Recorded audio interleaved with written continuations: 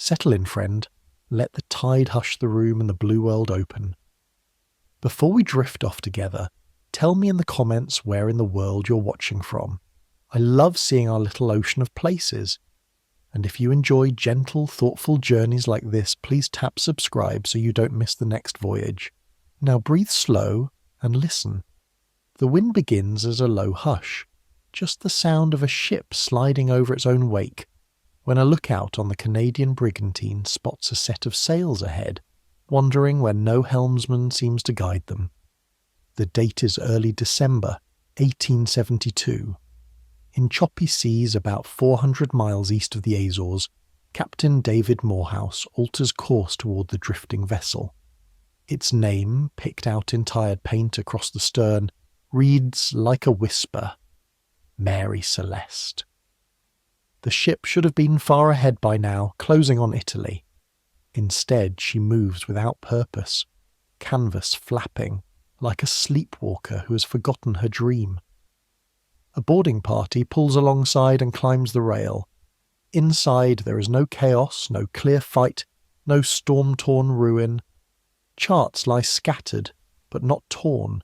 The galley holds food and water enough for months. The cargo, 1,701 barrels of industrial alcohol, rests mostly intact. There's water swilling in the bilge, a few feet of it, not catastrophic, and one of the two pumps has been taken apart, as if someone had been trying to understand what it was saying. The only lifeboat is missing. So are the 10 people who left New York only weeks earlier. Captain Benjamin Spooner Briggs, his wife, Sarah, their 2-year-old daughter, Sophia, and 7 sturdy sailors the captain had chosen with care. A ship in good shape, a crew that simply isn't there. The boarding men steady themselves in the quiet and try to listen for an answer that never arrives. The story starts ordinarily enough. On November the 7th, 1872, the Mary Celeste clears New York Harbour bound for Genoa, Italy, carrying that volatile cargo and a captain regarded as steady and devout. He left his school-aged son at home to continue his lessons and brought his wife and toddler aboard. Common enough for merchant families then, when the sea was a workplace and a home. Heavy weather harries the brigantine for a fortnight on her way to the Azores.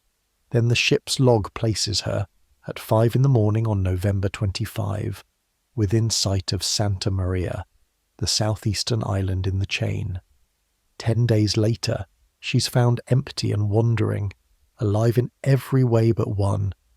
Mysteries at sea tend to grow barnacles of rumour. Some imagined pirates, but cargo and personal belongings sat undisturbed. Others muttered about drunkenness, yet there's no evidence of a spree, and the captain's reputation, and that of his hand-picked crew, doesn't bend that way. A sea monster will sometimes surface in the retellings too, because the ocean is large and our fear loves teeth. Yet what the boarding party actually found was prosaic and unnerving. A serviceable ship, no bodies, no blood, and signs of recent cautious decision-making. Pumps examined, instruments gone with the lifeboat, the kind of essentials you would bring if you meant to come back. The Vice-Admiralty Court at Gibraltar chewed on the facts for more than 3 months. Suspicion naturally hovered over the salvors of the Dei Gratia. Greed has shipwrecked many souls, but evidence of foul play never materialized. In the end, the court awarded a salvage payment, though only a fraction of the insured value, as if the law itself could not decide whether to trust the rescuers or the sea. The reduced award reads, even now, like a raised eyebrow pressed into the record. We can't prove anything, but we are uneasy. Look closer at the quiet details and another picture begins to develop. The way an island appears after fog lifts. 9 barrels of alcohol in the hold were later found empty. Unlike the rest, those 9 were made from red oak, a more porous wood than white oak, so they wept their contents invisibly into the air. Alcohol vapour is a nervous kind of thing, invisible and quick, and it does not need flame to startle you. A cough of static or a spark can make it thump like a giant's hand. In one modern experiment meant to simulate such a vapour event, a sudden pressure wave blossomed without scorching, startling enough to fling open hatches and terrify anyone listening below, but brief enough to leave little signature behind. If the crew heard that breathless, booming warning, they might have believed a larger explosion was imminent. There is also the matter of the pumps and the captain's uncertain picture of his own position, two quiet threads that tug the mind. The Mary Celeste had recently been refitted. Coal dust from a previous cargo and shipyard debris could have clogged the pumping system, and with a full hold the captain couldn't simply look down and judge the water. If your pump is giving you more questions than answers, and if your chronometer is a little off, and if you've just sighted land after longer than expected, your risk calculus shifts. A prudent sailor might decide to get everyone into the boat, tie it astern, and wait a short distance off while the ship airs out and calms down. A pause more than a parting. A swell, a squall, or a parted line could turn that pause into forever. Imagine the rope snapping like a violin string, the boat falling behind, the ship, still under sail, shouldering onward as the wind freshens. The ocean can separate you from your own shadow. This is not the same as saying we know. Even the best reconstructions are respectful guesses trimmed to what the evidence can bear. But stand on Mary Celeste's deck in your mind a moment longer. Feel the hull lifting under you. Smell the faint, sweet sting of alcohol that may or may not be there. There's a baby asleep in the cabin, and the sea is an agnostic judge. Your pumps are suspect. You have land in sight finally, and a cargo that sweats danger when warm. You choose the lifeboat for a while, just to be safe, certain you'll climb back aboard after whatever frightened you has passed. The ship's rail rises and falls like a breath. A wave nudges the painter line against a sharp edge. Somewhere in the tangle of motion, the last thread between you and your ship fails. You shout. The wind takes your voice. In another minute, the Mary Celeste is already a length away, moving in her own rhythm. In another hour, she's a white shape, then a suggestion, then a story. And the story kept moving. The abandoned vessel reached Gibraltar under a skeleton crew from the Dei Gratia. Newspapers embroidered what they didn't know. A young Arthur Conan Doyle later made fiction of it, and set imaginations churning. The facts stayed small and stubborn. A healthy ship, a missing boat, a last log entry noting the nearness of Santa Maria, a judge who found no crime, a handful of empty red oak barrels, and an ocean very good at hiding small things in large spaces. The rest is the part of the sea that is always with us, the part where people make the best choice they can with what they believe in that moment, and the water answers, not with words but with weather. If you listen with the engines of the present switched off, you can almost hear the decision happen. Not a scream, not a mutiny, but the soft, deliberate clatter of oars lowered, a line paid out, a glance back over the stern. Then the long, unrecorded minute that followed. The ocean remembers such minutes better than we do. It begins in late southern summer with a steel giant easing north from Rio de Janeiro, holds full of dark granular manganese bound for the war factories, then pausing again at Salvador before turning for home.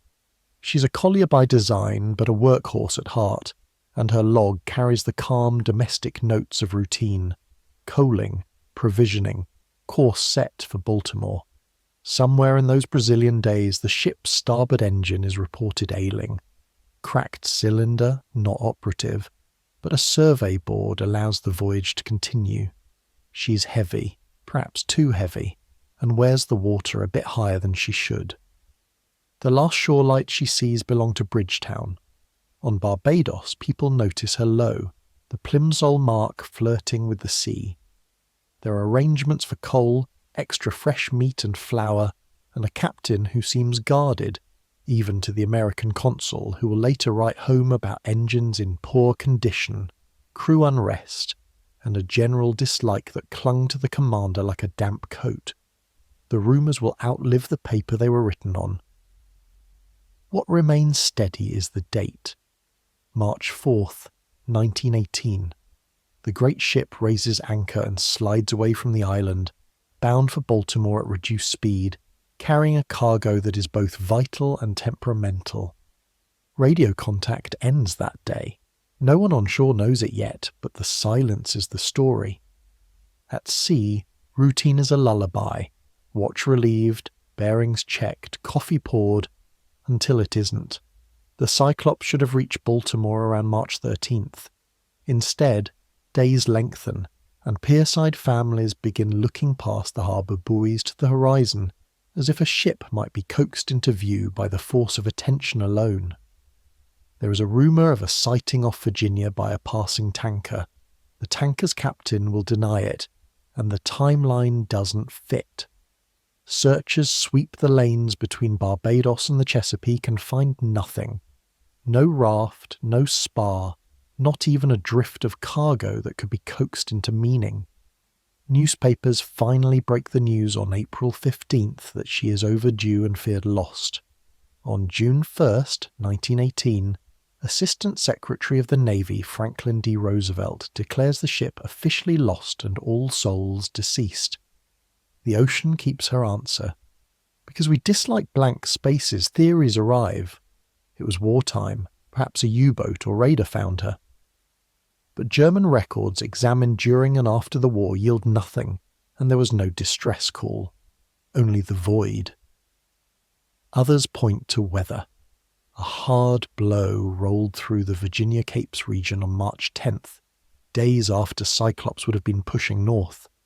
Imagine long Atlantic swells spacing themselves just so. Bow on one wave crest, stern on the next, the ship's long midsection sagging between. A steel beam asked to be a bridge. A healthy ship may ride such rhythm. A tired one, heavy with oar and short an engine, may not. Then there is the cargo itself. Manganese is far denser than the coal these colliers were built to carry. Even full, the holds can leave room for the load to shift. When wet, the ore can slurry and run. Canvas hatch covers won't stop a sea that is intent on finding the smallest imperfection.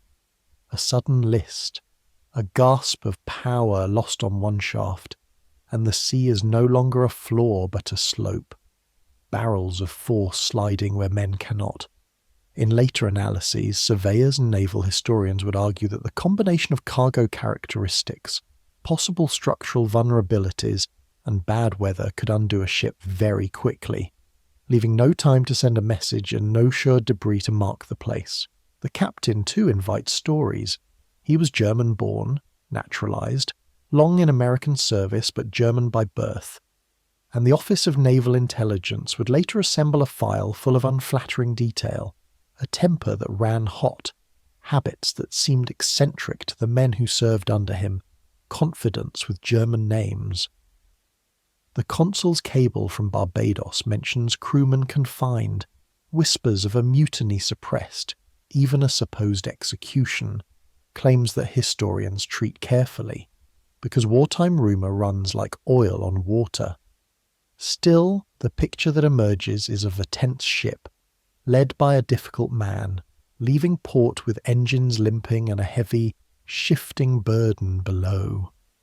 None of this proves anything. It only sketches the mood of the final departure. What unsettles sailors most is how clean the vanishing is. Sister ships of the same class, Proteus and Nereus, will disappear during World War II while hauling metallic ore, and later engineers will point to corrosive cargoes and long I-beams as an unhappy marriage, a weakness that might split a hull with little warning. If that happened here, it could have happened fast.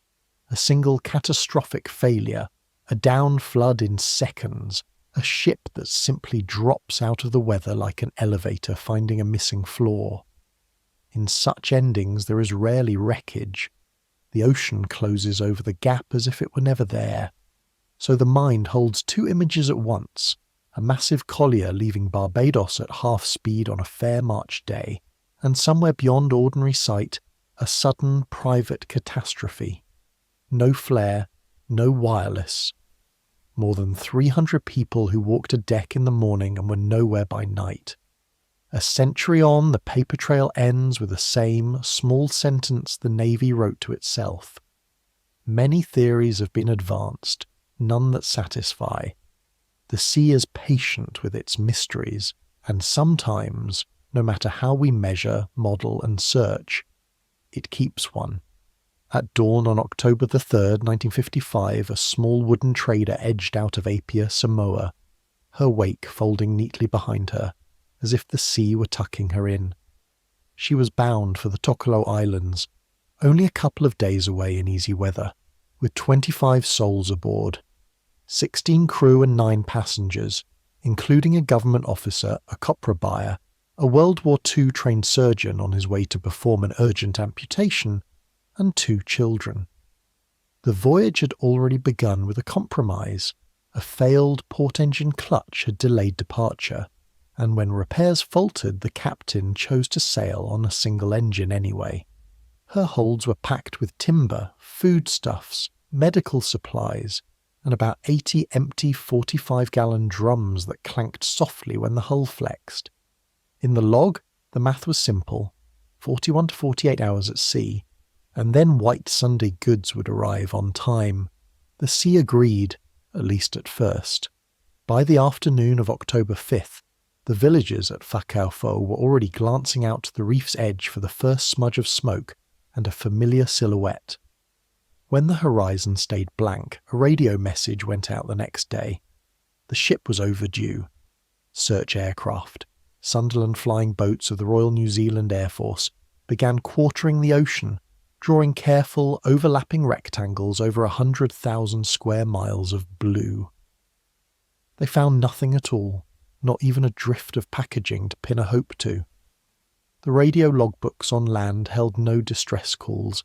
At sea, sailors scanning the squelch of static heard only their own engines. The ocean kept its face smooth. 5 weeks later, on November the 10th, a merchantman called Tuvalu was running north of Fiji's Vanuatu when her lookout noticed an odd slow angle in the water ahead, a boat riding like a tilted gravestone. The name on the stern confirmed it: Joyita. She lay heeled far to port, the rail dipping into the swell, drifting more than 600 miles west of where she should have been. No one waved. No one moved on deck. On boarding, the salvage crew found the hull still stubbornly afloat but flooded in the bilges. Windows were broken, the light deckhouse was battered, and a makeshift canvas awning had been rigged as if someone had been sheltering there for a while, waiting out sun and spray. The name Ghost Ship didn't fit the South Pacific's bright palette, but the quiet did. Inside the wheelhouse, the radio sat tuned to 2182 kHz, the international distress frequency, as though a plea had been interrupted mid-breath.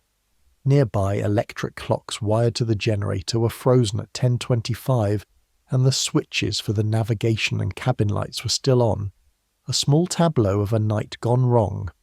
The ship's logbook was gone, along with the sextant, chronometer, and the firearms the captain had kept aboard. On deck, a doctor's bag waited by itself, stethoscope, scalpel, bandages marked with dried blood. But there was no patient to be found. The dinghy and 3 Kali rafts were all missing. The life jackets, too few for everyone, were not scattered about as they might have been in panic. 4 tons of cargo had vanished, but most of the valuable cargoes that draw pirates don't look like flour, sugar, timber, and empty drums. It was a list of details that made a shape you couldn't quite name. Down in the engine space, the story had more texture and less romance. The port engine's clutch was still partly disassembled, evidence of the single-engine departure from Apia, while the starboard engine was partly shrouded with mattresses, perhaps to shield electrics from spray that leapt as the bilge rose. An auxiliary pump had been slung on a plank between the mains, a field-expedient idea that no one had finished connecting. There was fuel in the tanks and signs she'd made perhaps 240 or so miles before abandonment, likely within a day's run of Tokelau, yet at some point whoever was in charge chose the small boats over the high, buoyant hull. The barnacles, crusted well above the normal waterline on the port side, told everyone how long she'd been leaning like that, resisting the logic of ordinary ships. When she was towed into Suva and the water finally pumped out, investigators stood on the quiet, even deck and listened. They could actually hear the source of her undoing, a trickle where no trickle should be. A pipe in the raw water cooling circuit, wartime galvanized iron grafted into a system that had once been copper, had corroded through. With bilge strainers missing or clogged, the pumps would have choked as the leak filled the lowest spaces. As the flooded weight rose, a single propeller and tired rudder wouldn't keep her stern to sea. She would have fallen beam onto the swell, taking the heavy list that had so alarmed her eventual rescuers. Any ordinary vessel that low and that flooded might have sunk. Joita did not, because she'd been lined with some 640 cubic feet of cork back when she hauled refrigerated fish, and that strange cargo of empty drums added even more trapped air. She was, perversely, almost mockingly unsinkable. A formal inquiry convened in Apia in February 1956, and it did what inquiries do. It rearranged the known facts until they sat neatly on the page. The ship, it concluded, had been unseaworthy in practice, if not in hull. Badly maintained, radios compromised by a painted-over break in the aerial lead that limited range to perhaps 2 miles. Pumps a hazard rather than a help. It faulted the captain for sailing with one engine and without a reliable wireless. It chided paperwork lapses and lifeboat deficiencies. And then, in a thin sentence that still hangs in the air, it admitted that the fate of the people was inexplicable on the evidence. A ship that could refuse to sink had been abandoned. 3 rafts and a dinghy were gone, and the Pacific Ocean is too large to explain absence with anything but more absence. What happened on that night that stopped the clocks? One sober reconstruction goes like this. The leak began after 9 p.m, on the second night, quietly at first, too low to notice, then rose to the floorboards, startling the off-watch as the engine room took on a slapping echo. Without strainers, the bilge pumps clogged. With one engine, steerage failed. The boat lay broadside to building seas, and the list grew to a frightening angle. In the dark, with the radio shouting into a broken aerial no one on land could hear, someone ordered the rafts over and navigational gear brought along. Perhaps they intended to remain tethered, ferrying people off temporarily while the ship righted. Perhaps a line parted in a gust, and the current gathered them up. It is hard to picture anyone abandoning such a cork-lined, drum-filled hull for the open ocean unless they were sure Joita herself was about to roll or break. It is harder still to argue with a black sea when it says the moment to decide is now. Other stories bloomed because empty space invites them. A mutiny sparked by the captain's decisions, a violence hinted at by the bloody dressings, pirates who stole unglamorous cargo, fishermen or forces who didn't want witnesses, even the Cold War's invisible hand. They make for tense sentences, but the physical scene keeps correcting them back to a quieter fear. A slow flood, a dark deck, a radio that can't reach past its own rigging, and the human urge to move away from a slanting, groaning hull. The inquiry's physics, corroded pipe, powerless pumps, heavy list, high buoyancy, remains the least dramatic and most stubborn scaffolding under the mystery. Joita's afterlife only sharpened the paradox. Once pumped out, she floated easily and sailed again under new owners, as if to prove she'd never been in mortal danger at all. Families could not do the same. Decades later, Tokelau and Samoan relatives were still asking officials to make formal declarations, to write a last official period after the names of the missing. Ceremonies were held, petitions were filed, some deaths were recognized, others not, an administrative echo of the original silence. In the islands, people remember the doctor who never reached his patient, the children who never came home, and a boat that came back without its people as if it had simply misplaced them. The sea will not explain itself, but it sometimes lets you hear the shape of an answer. The clock hands arrested, the whispering leak, the soft bump of a raft against a hull, and then nothing but the long breath of the Pacific. It begins, as these stories so often do, with a radio operator hunched over a key and the sea holding its breath. The message is short and jagged in Morse. SOS from Orang Medan. We float. All officers, including the captain, dead in chart room and on the bridge. Probably whole of crew dead. A final spasm of dots and dashes, then 2 words that feel like the closing of a door. I die. The American freighter Silver Star finds the drifting Dutch ship and sends a party across. What they report is the image that fixes the legend in place. Bodies on deck and in passageways, mouths open, eyes wide to the sun, the ship's dog among them, and yet no wounds. As towing lines are being readied, smoke blooms from number. 4 hold.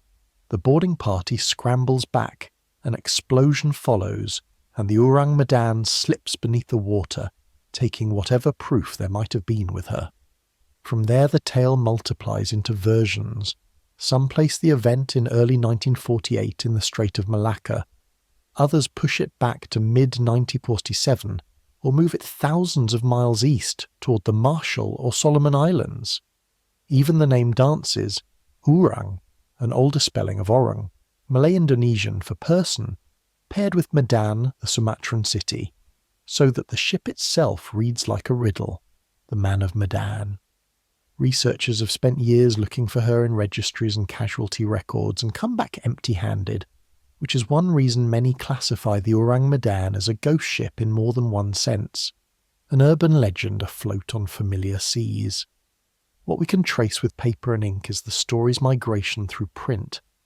There are 1,940 reports from Trieste's Il Piccolo, I Drammi del Mare, sea dramas, and British papers like the Daily Mirror and Yorkshire Evening Post carried an Associated Press version that already had the essential beats of the Essos and the grisly discovery, though the location was then south of the Solomons.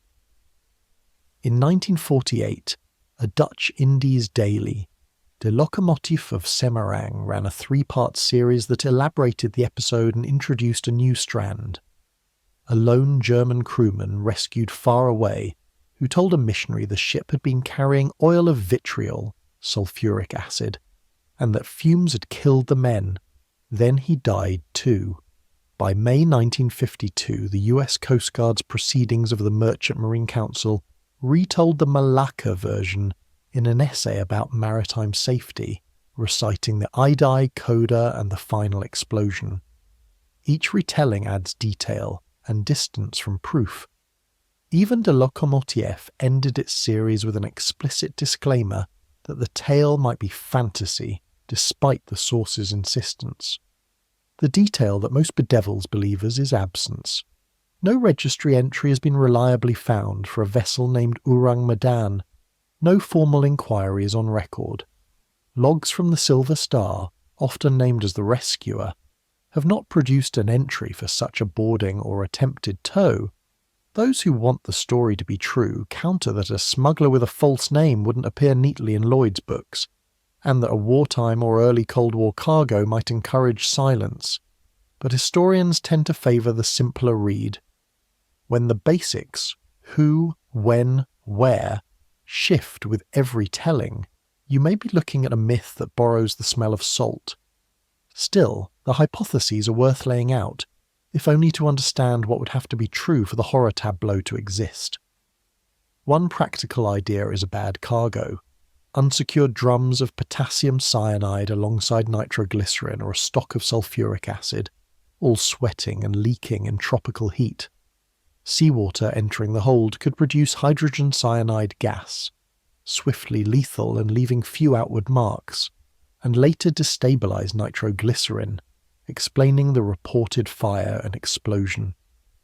Another sober theory is carbon monoxide poisoning from a smouldering fire or boiler fault. Men collapse at their stations without trauma. The fire eventually reaches something that turns the ship into a bomb. A darker, less evidenced speculation imagines contraband nerve agents from wartime stocks being ferried covertly, too sensitive for any official paper trail, which collapses back into the same physics. One breath too many in a confined space, and then no one is left to send a second call.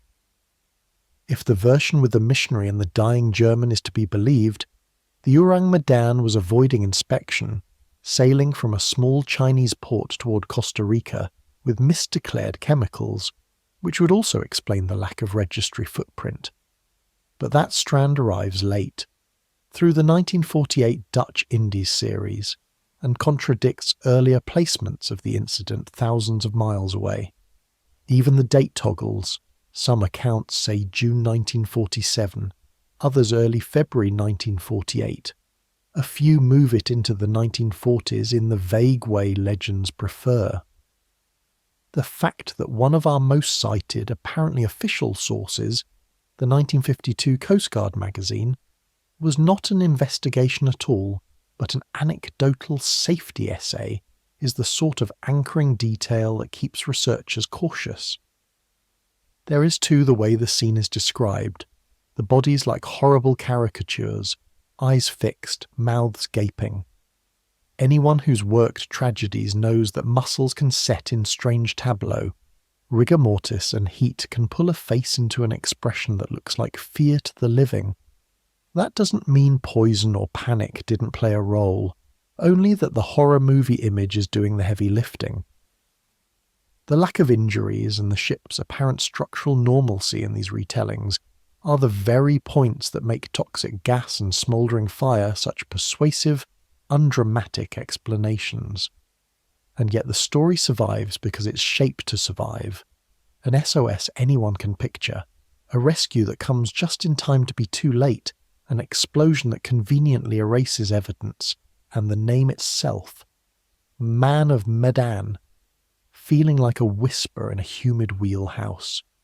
If it happened, the ocean has hidden it perfectly.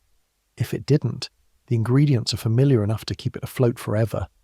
Either way, it works like a parable for seafarers, that cargo labels matter, that ventilation, stowage and training are not the dull cousins of adventure, but its guardians, that the sea doesn't care whether our stories line up, only whether our hatches do.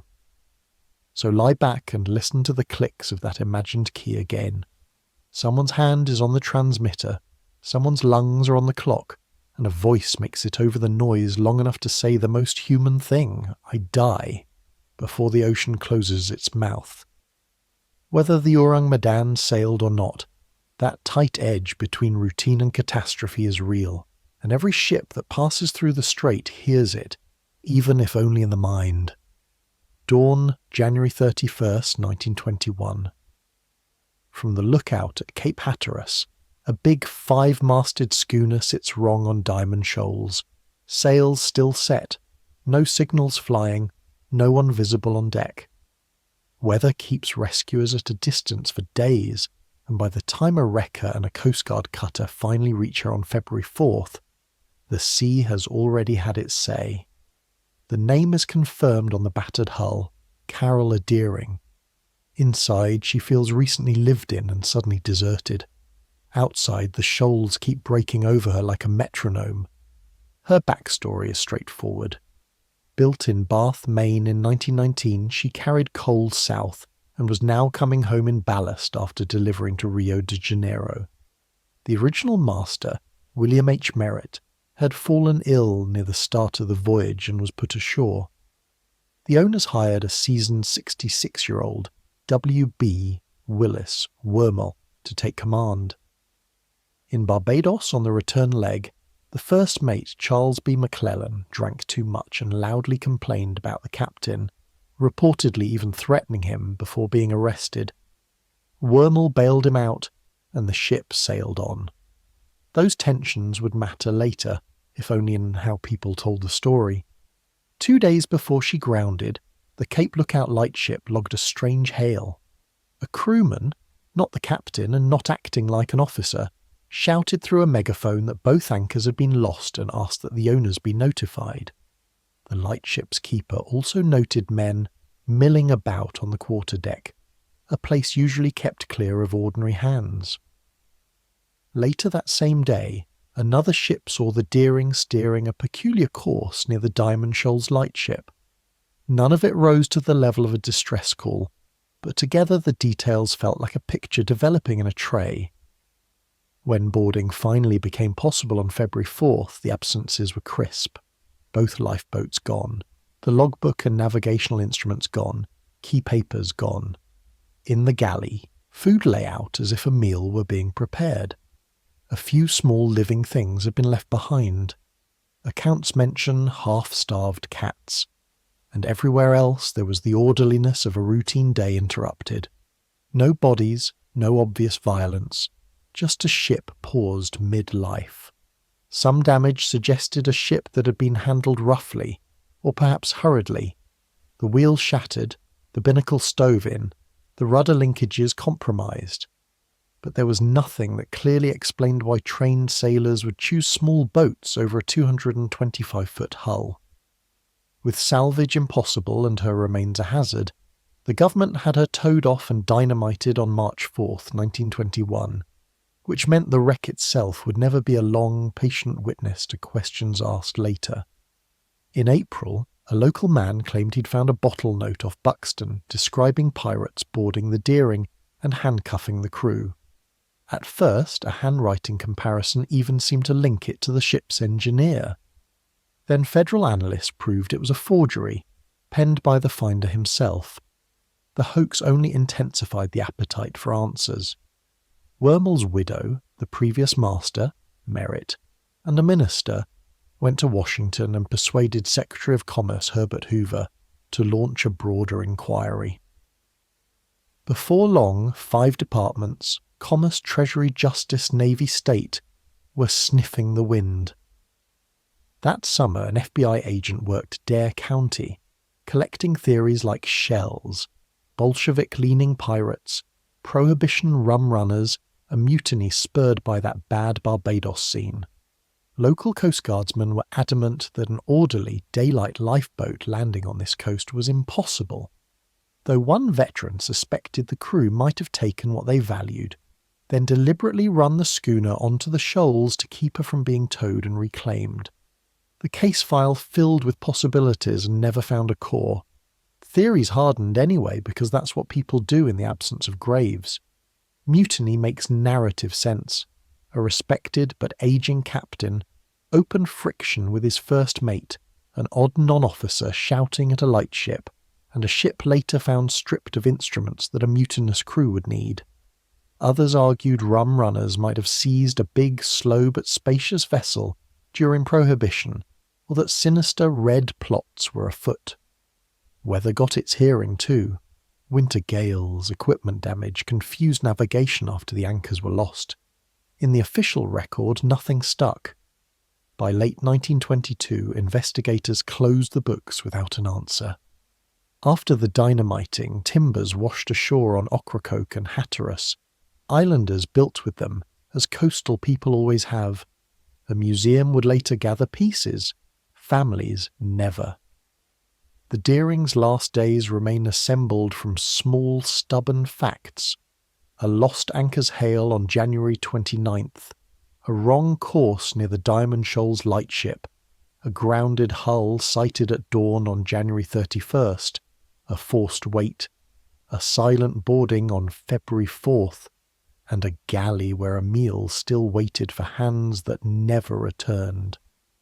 Everything else is the surf between those moments, the part that keeps whispering and never quite resolves into words.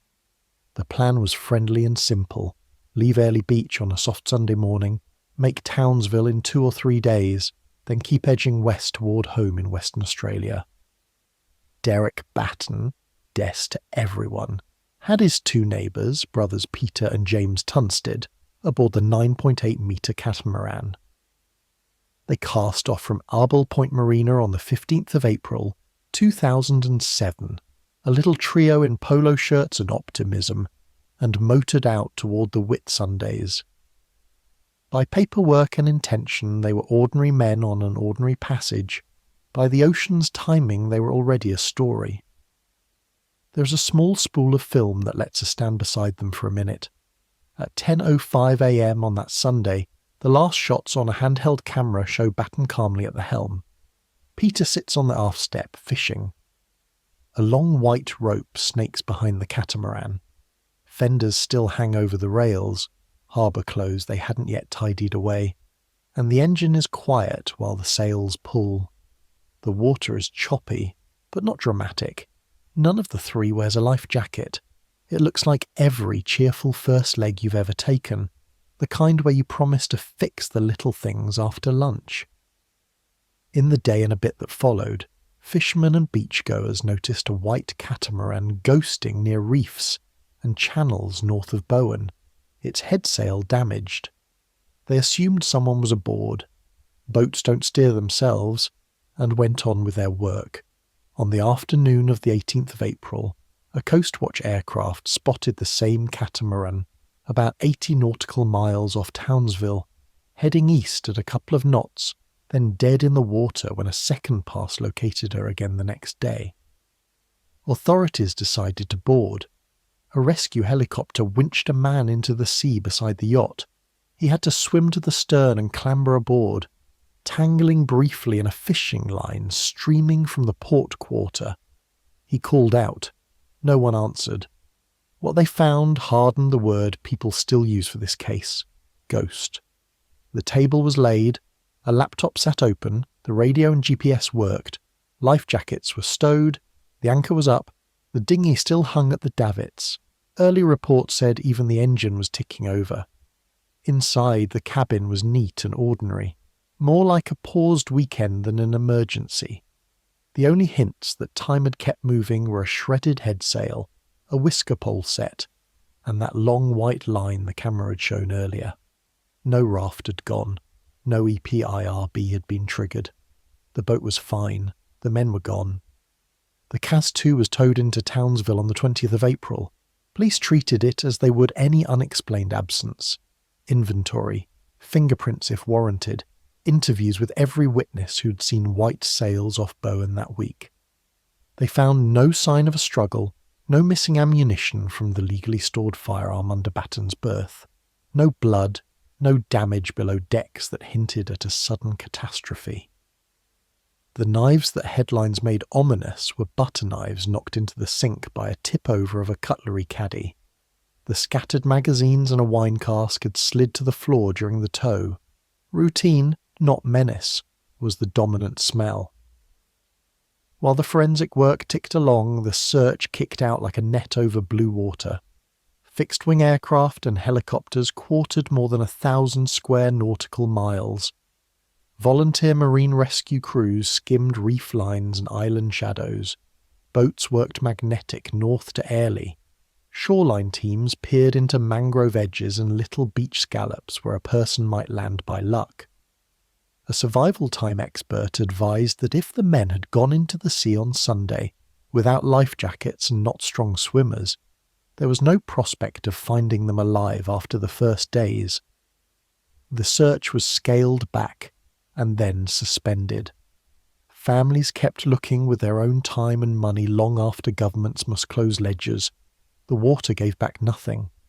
So what happened between that cheerful video and the empty deck?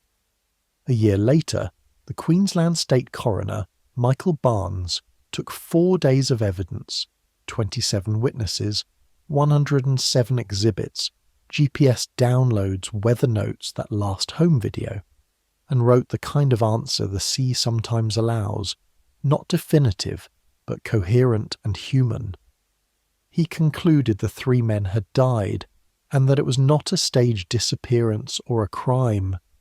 Then he offered a reconstruction that sits sadly on the fulcrum between routine and fatal. Picture the wind quartering and the mainsail across to port. Sometime after 10 a.m, a lure being trolled astern snags on the port rudder.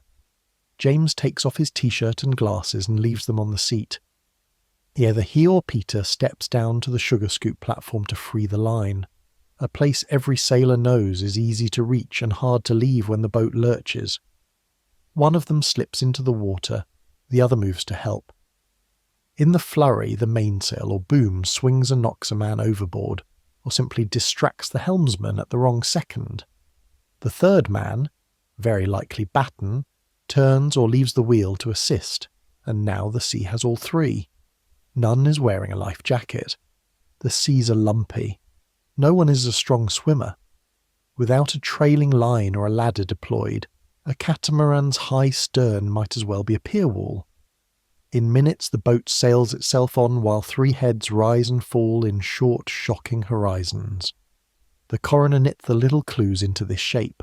The white rope seen trailing in the video, and later found bundled on the foredeck to dry, the lure wrapped around the port rudder, the fishing rod still tethered to a stanchion, the fenders that should have been up still hanging, as if the "will tidy later" rhythm never got its chance. A sudden change of course away from safe anchorages after the boat passed George Point, consistent with a vessel no longer under conscious control. It wasn't one big thing.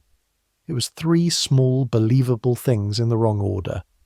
He called it misadventure, even a freak accident. The likely cause of death? Drowning. If you want a villain, the ocean won't give you one here. It offers instead the weight of ordinary choices, fishing without jackets because the water doesn't look hostile, leaving fenders to sort later, trusting that a slip can be solved by a friend's hand and a quick step, relying on a calm morning to stay calm. We keep telling the Kaz 2 story because the boat looks so normal when they found it. Table set, laptop open, sails flapping, and because the gap between everything is fine and no one is here feels like a magic trick performed with people we recognise. The official answer, drawn from video, drift and weather, does not dazzle. It only explains how quickly a day can tilt. By August 2008, the legal part of the mystery ended with a few careful paragraphs in a Townsville courtroom. The men were dead. They had not run away. They likely went into the sea soon after passing George Point on the 15th of April. They drowned. Families left with a shape of truth but no bodies. Sailors left with a prickling respect for ladders, lines and jackets, little things that keep a boat from becoming a story. The Kaz 2 went back to being a catamaran. The rest of us kept the nickname. Some endings don't have an answer you can touch, only one you can picture. It starts in the small hours of 8th March 2014 with a heavy, well-kept Boeing 777 rising from Kuala Lumpur into weather so ordinary it might as well be a lullaby. The route to Beijing is familiar. At 01:19 a.m. local time, as the jet approaches the edge of Malaysian airspace, a calm voice answers a handover from Lumpur radar to Ho Chi Minh. Good night, Malaysian 370. Seconds and minutes slip by in which nothing bad is felt in the cabin. Then the transponder falls silent, and on civilian radar the aircraft ceases to exist. On a military screen, it is still a skin paint, a return without a name. That anonymous echo bends left, back across the peninsula toward the Andaman Sea. Whatever happened began in the kind of quiet where you don't yet know it's happening. In the hours that follow, there are almost conversations. Twice the ground places satellite telephone calls to the aircraft. Twice the onboard satellite unit acknowledges the ring, and twice no one picks up. The jet is now beyond primary radar, making and receiving tiny handshakes with an Inmarsat satellite high over the Indian Ocean. These are not position reports in the normal sense. They are merely proofs of life, timestamps and frequencies that can be turned, by clever math and careful assumptions, into ranges and relative motions. From these come the ghostly geometry we now call the arcs, the last of which, the 7th, falls deep in the southern Indian Ocean around 8:19 a.m. MET. After that, the satellite calls 3 times more, No answer. The sky is suddenly larger than a number.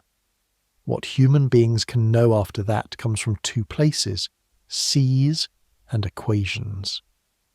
The Australian Transport Safety Bureau led a search that, over 1,046 days, mapped and combed 120,000 square kilometres of seafloor west of Australia. Volcanic ridges, abyssal plains, ravines where light has never been. Nothing resembling a fuselage or wing box appeared on the screens.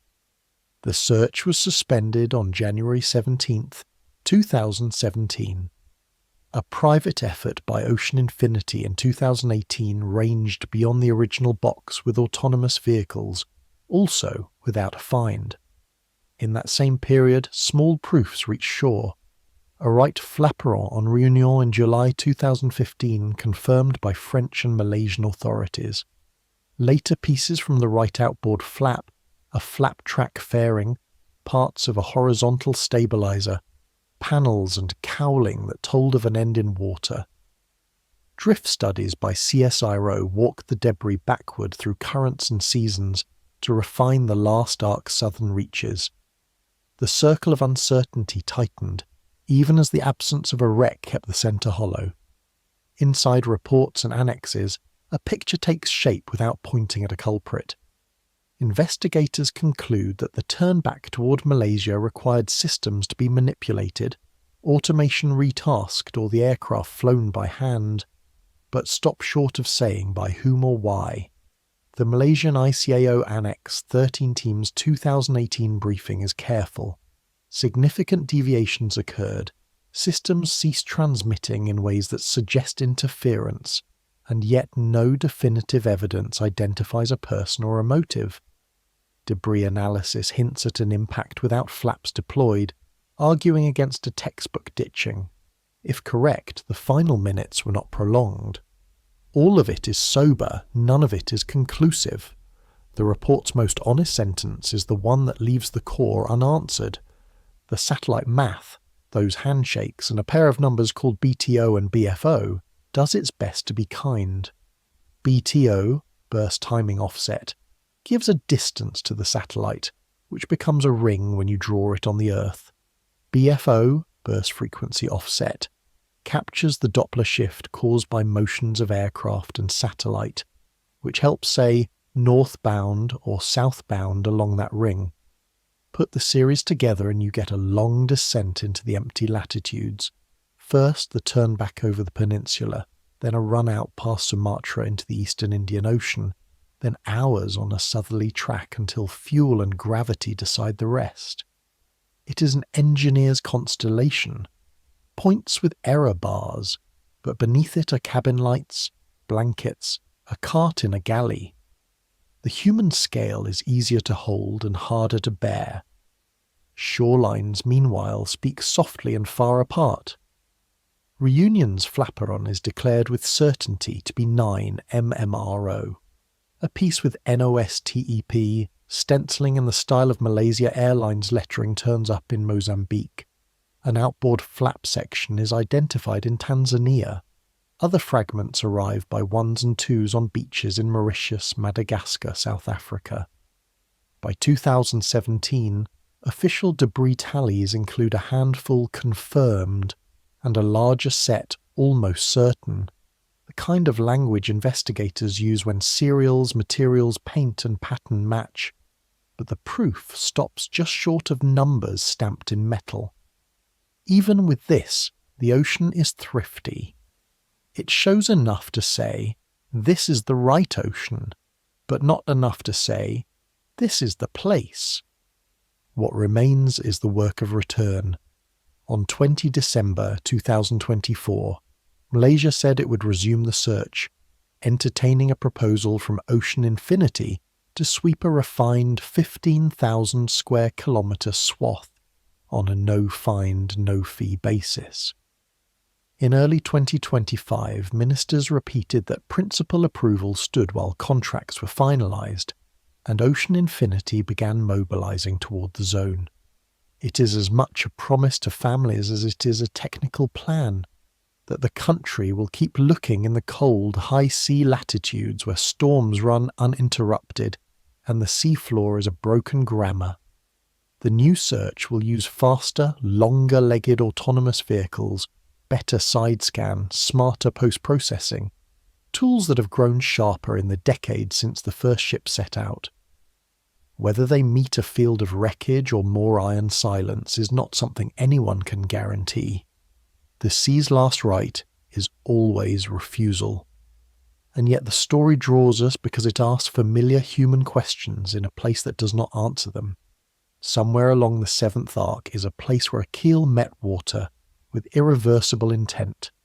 Somewhere on a floor 2 or 3 miles down lies a cockpit with switches and levers in positions that would speak plainly if touched by light.